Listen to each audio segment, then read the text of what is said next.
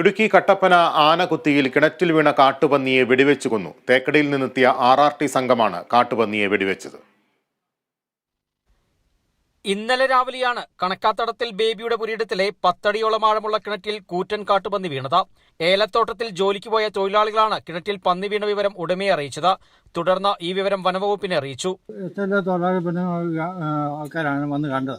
കണ്ടു കഴിഞ്ഞ് ഞങ്ങളോട് വിളിച്ച് പറഞ്ഞ് ഞങ്ങൾ വന്ന് കണ്ടു. ഞങ്ങൾക്ക് കുടിവെള്ളം ആണ്. അത് കാരണം കൊണ്ട് ഞങ്ങൾക്ക് വേറെ യാതൊരു മാർഗമില്ല വെള്ളത്തിന്.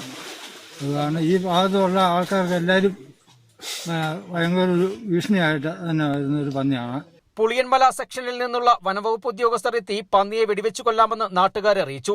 തുടർന്ന് കട്ടപ്പന നഗരസഭ അധ്യക്ഷയുടെ അനുമതിയോടെ കുമളിയിൽ നിന്നെത്തിയ RRT സംഘം എത്തി പന്നിയെ വെടിവെച്ചു കൊലപ്പെടുത്തി.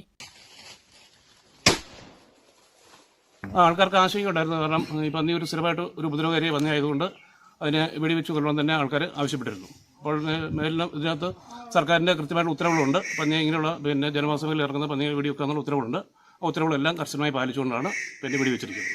ലൈസൻസ് ഉള്ള തോക്കുകൾ തിരഞ്ഞെടുത്ത് ചട്ടപ്രകാരം പിടിച്ചെടുത്തതിനാലാണ് പന്നിയെ വെടിവെക്കാൻ പ്രത്യേക സംഘം എത്തിയത്. പന്നിയുടെ ജഡം കിണറ്റിൽ നിന്ന് പുറത്തെടുത്ത് ഫിനോയിൽ ഒഴിച്ച് നശിപ്പിച്ച ശേഷം മറവ് ചെയ്തു. കിണറ്റിൽ വീണ കാട്ടുപന്നിക്ക് 70 കിലോയോളം തൂക്കമുണ്ടെന്ന് വനപാലകർ പറഞ്ഞു. മേഖലയിൽ സ്ഥിരമായി കാട്ടുപന്നികൾ വിളകൾ നശിപ്പിക്കുന്നുണ്ടെന്ന് നാട്ടുകാർ പറഞ്ഞു. Kumily deputy range officer Joji M Jacob, ഉദ്യോഗസ്ഥരായ Kishore KS, J Vijayakumar, S Biju, TK Saji, E Shaijumon എന്നിവർ അടങ്ങിയ സംഘമാണ് പന്നിയെ വെടിവെച്ചത്.